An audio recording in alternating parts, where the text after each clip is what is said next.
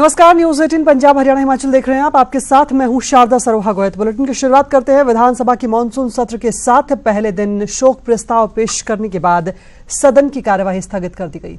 अब 10 सितंबर को दोपहर बाद सदन की कार्यवाही प्रश्नकाल के साथ शुरू होगी।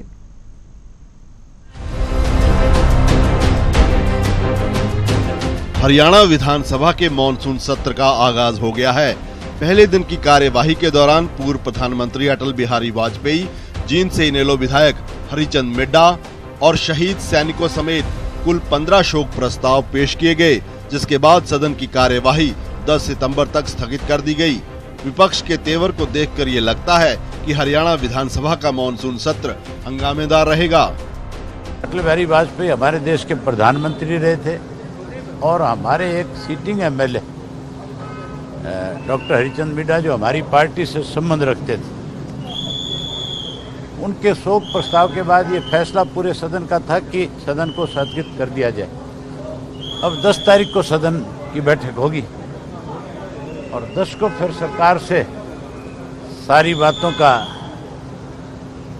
जवाब तलब किया जाएगा। बहुत सारे काम रोको प्रस्ताव हम लोग डालने की हमने रणनीति तैयार करी है, जिनमें से एक लॉ एंड ऑर्डर भी है, SYL है और बहुत सारे ऐसे मुद्दे जो हैं विधानसभा के अंदर ध्यान आकर्षण प्रस्ताव के जरिए भी हम लेकर आए थे, लेकिन उनको मेरे ख्याल में ये सरकार, ये स्पीकर साहब यहाँ लगने नहीं देंगे क्योंकि समय तो रहेगा नहीं और ये चाहते हैं कि चर्चा जो है वो कम से कम हो।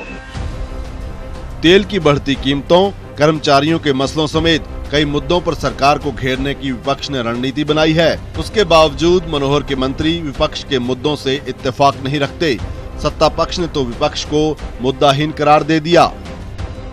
जितने भी विपक्ष ने सवाल उठाए हैं, कॉल अटेंशंस, मोशंस दिए हैं, वो सब की तो उत्तर देने के लिए सरकार पूरी तरह से तत्पर है, प्रतीक्षा कर रही है। उसके साथ साथ जो सरकार ने आगामी अपनी योजनाएं बनाई हैं, कुछ नए कानून हम पास करने वाले हैं, कुछ सप्लीमेंट्री बजट पास करने वाले हैं, इस सब की पूरी तैयारी है। कोई चैलेंज नहीं है, कोई मुद्दा नहीं है विपक्ष के पास। भारतीय जनता पार्टी की सरकार ने जो अपने मैनिफेस्टो में जो वादे किए थे, वो लगभग 80% से ज्यादा हमने वादे पूरे कर दिए हैं। बहरहाल विपक्ष 8 काम रोको प्रस्ताव और 6 ध्यानाकर्षण प्रस्ताव के साथ सरकार को हर मोर्चे पर घेरने को तैयार है, लेकिन सरकार ने भी विपक्ष को जवाब देने के लिए पूरा होमवर्क किया है। कुल मिलाकर सत्र तो हंगामेदार होने के आसार हैं, लेकिन ये देखना होगा कि मानसून सत्र से जनता को क्या मिलता है, यानी मानसून सत्र में जनहित के मुद्दों से जुड़े कितने विधेयक पारित कराए जाते हैं। चंडीगढ़ से मनोज कुमार के साथ अंकित दुदानी, न्यूज 18 हरियाणा।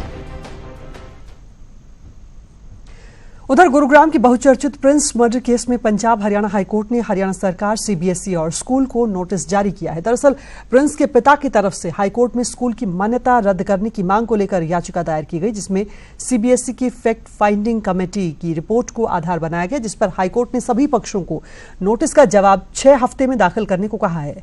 अब मामले में अगली सुनवाई 31 अक्टूबर को होगी।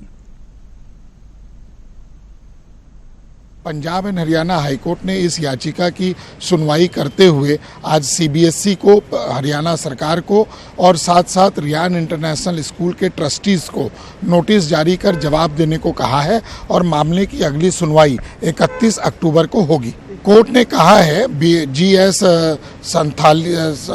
संधावालिया साहब की कोर्ट ने ये कहा है कि जो संबंधित पार्टी हैं वो 6 हफ्ते के अंदर अपना जवाब देंगी और 31 अक्टूबर को दूसरी तारीख होगी। और कोर्ट ने अपने आदेश में अपनी टिप्पणियां भी दी हैं, जो CBSE को लेकर जो रिपोर्ट थी फैक्ट फाइंडिंग इंक्वायरी कमेटी की, और साथ साथ जो भी अनियमितताएं पाई गई और CBSE के शो कॉज किए जाने के बावजूद भी रियान इंटरनेशनल स्कूल की मान्यता रद्द नहीं की गई, जिसे हमने एक पिटीशन के माध्यम से चुनौती दी। इसकी भी टिप्पणी, इसकी ऑब्जर्वेशन भी कोर्ट ने की है अपने आज के आदेश में।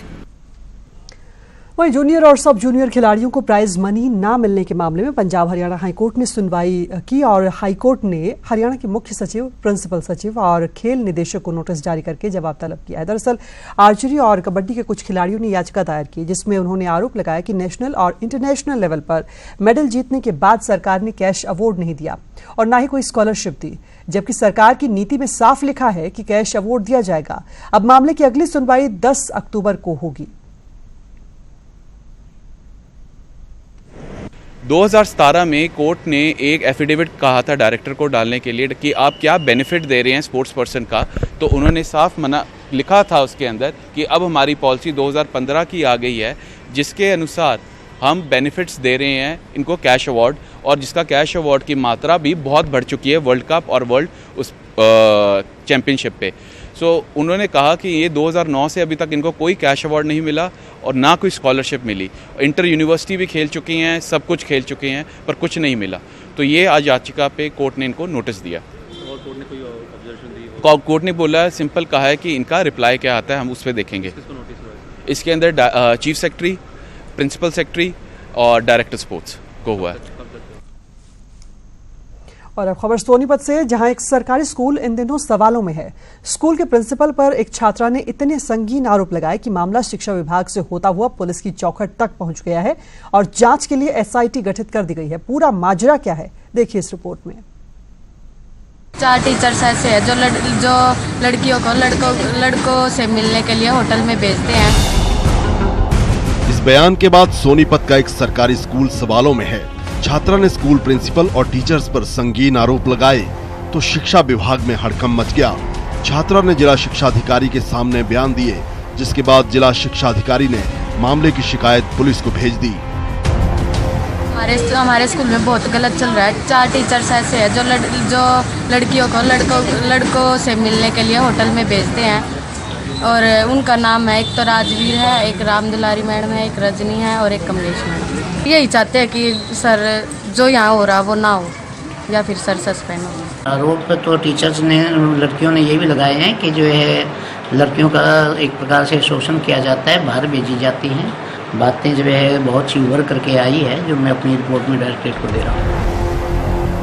आरोप इतने संगीन थे कि आनन फानन में प्रिंसिपल समेत 2 लोगों के खिलाफ मामला दर्ज कर लिया गया और एसआईटी का गठन कर जांच शुरू कर दी गई। डीईओ साहब जो एजुकेशन ऑफिसर है, उन्होंने भी एक रिपोर्ट हमारे पास भेजी है जिसमें प्राथमिकी दर्ज कर ली गई है और मेरी सुपरविजन में एक महिला डीएसपी और एक पुरुष डीएसपी, एक महिला एसएचओ महिला थाने की और एक पुरुष एसएचओ जो संबंधित खरखोदा थाने के, उनके द्वारा इसकी कार्रवाई की जा रही है। उधर संगीन आरोपों में घिरे स्कूल प्रिंसिपल ने मामले को अपने खिलाफ साजिश बताया है। प्रिंसिपल के मुताबिक कुछ छात्राओं को उनके खिलाफ भड़काया गया है और वो हर जांच के लिए तैयार हैं। तो आदमी जो माहौल खराब कर रहा है, डीपी है, उसका नाम अनिल कुमार डीपी, पूरा स्टाफ के खिलाफ 10-20 लड़कियों को सारा दिन एक जगह बैठा करके उनको बरगलाता रहता है। तुम इसके खिलाफ ये कर दो, वो कर दो, ऐसे एक टीम ही तैयार कर रखी, हर क्लास में 2-2, 4-4 लड़कियां। तो ये सर गए, उन्होंने किसी का पक्ष सुना नहीं और उसको साथ ले लिया। ये पीछे पीछे चलते गए, वो आगे आगे चलता चलता तुमने ये कहना है, ये कहना है, वो लड़कियों ने ये कह के और जो उसने कहा वो को आ दिया। दरअसल छात्रा ने आरोप लगाया है कि उन्हें गलत काम के लिए होटलों में भेजा जाता था। पूरा मामला इसी आरोप के इर्द गिर्द घूम रहा है और इसी आरोप से शिक्षा विभाग से लेकर स्थानीय पुलिस में हड़कंप है। हालांकि मामले में छात्राओं से पूछताछ कर चुकी खरखौदा की एसडीएम के मुताबिक इतने गंभीर आरोपों की पुष्टि पूछताछ के दौरान नहीं हुई है। हमारे सामने एक स्टूडेंट आई है जिसने कहा है कि किसी टीचर ने उसका हाथ पकड़ के उसके साथ मिसबिहेव किया था, लेकिन वो खुद में भी क्लियर नहीं है कि ये केवल एक पिटाई के तरीके से उसका हाथ पकड़ा था या उसके कोई गलत इस तरह के मकसद थे।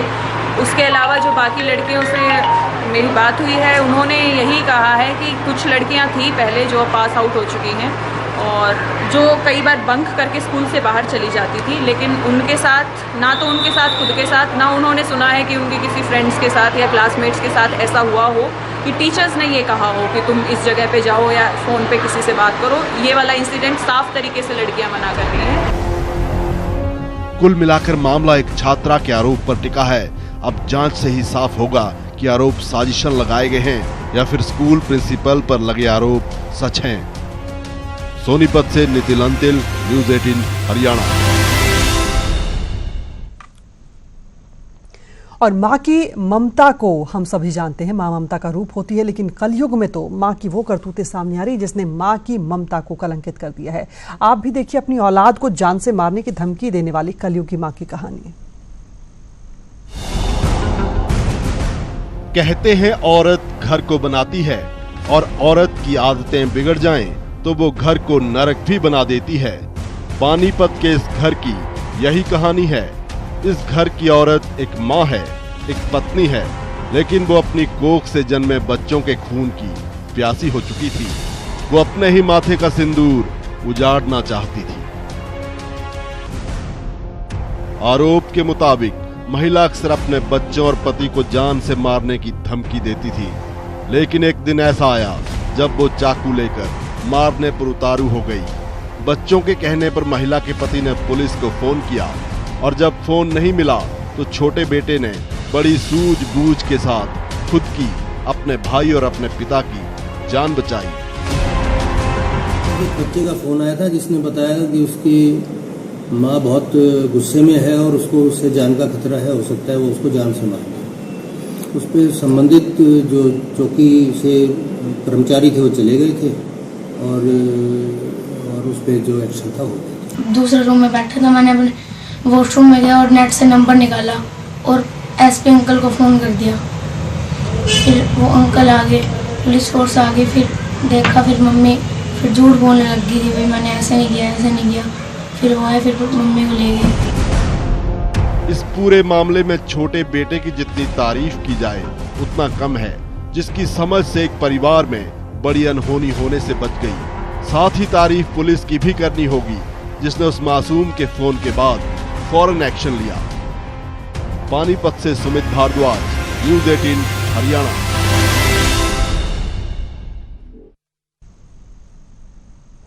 उधर रेवाड़ी में 2 छात्रों का आपसी विवाद खूनी संघर्ष में तब्दील हो गया। छात्र को पीटने आए बदमाशों पर छात्र के चाचा ने फायरिंग कर दी, जिसमें एक छात्र की गोली लगने से मौत हो गई, जबकि एक गंभीर रूप से घायल हो गया। पूरा मामला क्या है, इस रिपोर्ट में देखिए।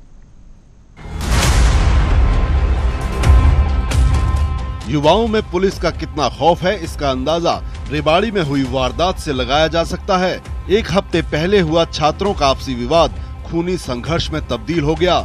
दरअसल 1.5 दर्जन भर बदमाश हथियारों के साथ राकेश के साथ मारपीट करने लगे, जिसके बाद परिवार के लोगों ने हमलावर युवकों को रोकना चाहा, लेकिन बदमाशों ने किसी की एक न सुनी, जिसके बाद राकेश को बचाने के लिए उसके चाचा ने अपनी लाइसेंसी पिस्तौल से फायरिंग कर दी। गोली लगने से डहीना के रहने वाले नवीन की मौके पर ही मौत हो गई, जबकि आतिश को पेट में गोली लगी है। कोई लठ ले रखे, हथियार भी था उनकने, और लठ ले रखा कहकन चक्कू कहकन पेचकस, और लड़का के मारी पेचकस मारी से क्या के मारी से हथियार था उनकने, और सारी छोरियाँ के नर बहुआ के सारियाँ के मारी से मारी। और फिर मैं पिल्ट गई, छुटा के भागने लगे, पिल्ट गई तो वो हथियार तो कोई कलर कलडा पकड़े ऐसे जब घीस के ले गो मन बोलो उनकने भी हथियार था, फायरिंग उनने भी करी से। हाँ, उनकने फायरिंग उनने भी करी से। हाँ, हथियार था, जब हम घबरा गए। वहीं पुलिस वारदात के बाद मौके पर पहुंची और ये दावा कर रही है कि जल्द ही आरोपियों को गिरफ्तार कर लिया जाएगा। टहना के बच्चे थे नवीन और आतिश, उनके साथ 3-4 लड़के और थे। ये जैनाबाद गांव में राकेश सन्नो पे रामकिशन के घर के सामने का वाक्य है। उसको वहाँ पे बलवान नाम के आदमी ने उसको गोलियां मारी हैं। 1-2 गोली तो राकेश नवीन को लगी हैं, वो एक्सपायर हो गया, और 1 गोली आतिश को लगी है जो इंजर्ड है। इस बारे में उनकी पूरी स्टेटमेंट लेकर उस पर कार्रवाई की जाएगी। दरअसल हुआ यूं कि जैनाबाद गांव का रहने वाला एक छात्र जो कि डहीना के आरपीएस कॉलेज में पढ़ता है, उसका 31 अगस्त को डहीना पार्किंग में किसी बात को लेकर कुछ युवकों के साथ झगड़ा हो गया था। उस वक्त छात्र के भाई ने बीच बचाव करते हुए मामले को शांत करवा दिया था, लेकिन अंदर ही अंदर ये झगड़ा सुलग रहा था, जिसके बाद आज ये वारदात हो गई। रेवाड़ी से पवन कुमार, न्यूज़ 18 हरियाणा।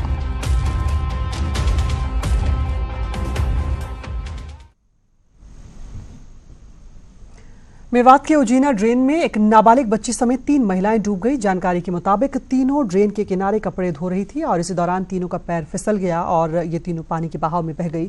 जब महिलाओं के डूबने की खबर ग्रामीणों को लगी तो सभी ड्रेन के किनारे पहुंचे। करीब 1.5 घंटे बाद उन्हें ढूंढ लिया गया, लेकिन तब तक बहुत देर हो चुकी थी। मृतक महिलाओं में 2 एक ही परिवार की बताई जा रही हैं।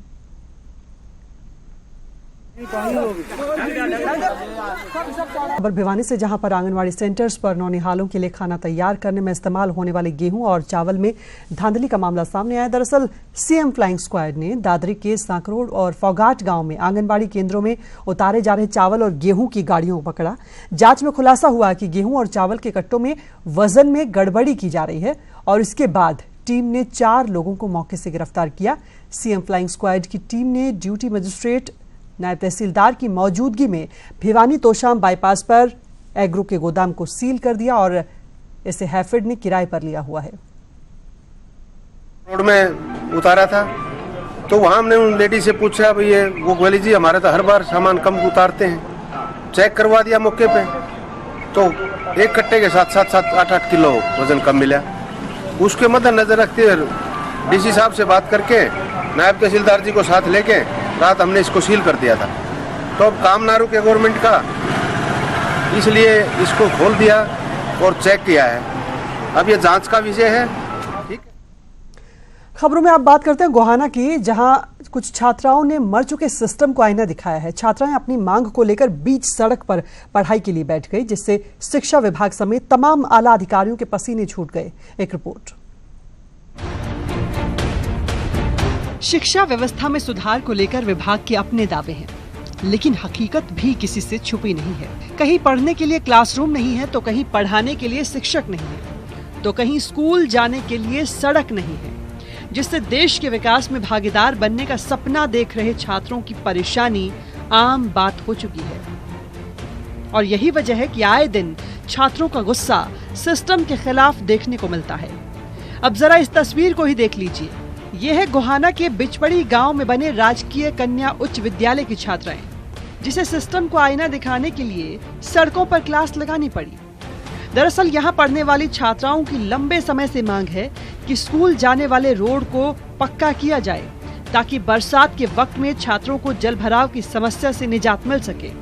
लेकिन अपनी आदत से मजबूर सिस्टम भला कहाँ सुनने वाला था। ऐसे में छात्राओं ने बीच सड़क पर क्लास लगाकर विरोध दर्ज कराया। 2 साल हो गए, ये गली कच्ची है, कोई बनवाता ही नहीं है। आज हमने यही सोचा कि अब जब तक गली नहीं बनेगी हम यहाँ से उठेंगे। 2 साल से हम नालों से गिरे, कभी जूता धस जाता, कभी बैग भीग जाता। हम 2 साल हो गए, हमारी गाली नहीं बन रही है। यहाँ पे जी 5 साल हो गए हम पढ़ने के लिए आते हैं, लेकिन यहाँ पे जी बारिश के कारण गली भर जावे, जिसलिए बच्चे गिर जाते हैं जी, चोट भी लगती है, जिसलिए हमारी मजबूरी है कि हम यहाँ पे सड़क पे बैठे हैं। छात्राओं के इस आंदोलन में स्कूल के टीचर्स ने भी भरपूर साथ दिया और टीचर्स ने मांग को सही ठहराते हुए सड़क पर ही लड़कियों को पढ़ाना शुरू कर दिया। सर मजबूर है हम भी और बच्चे भी मजबूर है सर। 2 साल से सरपंच को कह रहे हैं, सभी गांव वालों को कह रहे हैं हमारी गली बनवाओ, गली नहीं बन रही है। जी मजबूरी है, बहुत बार कंप्लेंट की हमने, क्योंकि बच्चे गिर जाते हैं तो चोट लगने का भी डर रहता है। छोटे बच्चे भी आते हैं 5वीं क्लास तक के, अगर किसी बच्चे का सिर लग गया वहाँ पे जो नाला बना हुआ है तो सिर फटने के भी आसार है। नालों की ऊंचाई जो गली को से काफी ऊपर है, उसके कारण जब भी बारिश होती है तो यहाँ बेइंतहा पानी और चिकनी मिट्टी डली हुई उसके अंदर। अब जो छोटे बच्चे हैं उनको तो टीचर्स भी हाथ पकड़ के क्रॉस करवाते कई बार, ये मजबूरी है और बहुत सारे बच्चों को चोटें आ चुकी हैं।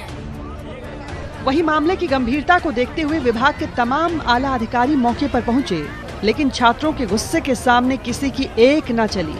इसके बाद महिला सरपंच के पति ने छात्रों को भरोसा दिया कि आने वाले 5 दिनों के भीतर कच्चे रोड को पक्का कर दिया जाएगा, जिसके बाद आंदोलन को खत्म किया गया। हमारे पास बजट नहीं रहा जी, हम अपने 70 गाँव का 70 सरकार के उसके 5 दिन में इसका समाधान कर दें। नहीं बजट नहीं था, अब बजट कहाँ से आ जाएगा? कहें था आओ जी, हम अपने दौरत करवाओ, काम की मदद लेकर करवाओ। काफी लंबे से बेसी गली नहीं बनी हुई, आने जाने का रास्ता नहीं है। जब तक गली का प्रबंध ठीक नहीं होता तब तक स्कूल में क्लास लगे, गर्ल्स स्कूल की बच्चे पढ़ाई बाधित नहीं होगी। और एसडीएम सर ने आश्वासन दिया बहुत जल्द हम इस पर कार्रवाई करेंगे। वो पढ़ना चाहती है, वो देश के विकास में भागीदार बनना चाहती हैं, लेकिन सवाल ये है कि किन शर्तों पर। आखिर क्यों छात्रों को मूलभूत सुविधाएं नहीं मिल पा रही और इसके लिए किसकी जिम्मेदारी तय होगी। गोहाना से सुनील जिंदल, न्यूज़ 18 हरियाणा। और अब बात देश की एक बेटी की। जींद की बेटी विकास राणा ने कुछ ऐसा कर दिखाया जिसका आज दुनिया लोहा मानती है। यूरोप महाद्वीप की सबसे ऊंची चोटी माउंट एल्ब्रूस पर विकास राणा ने तिरंगा फहराकर देश और प्रदेश का सिर एक बार फिर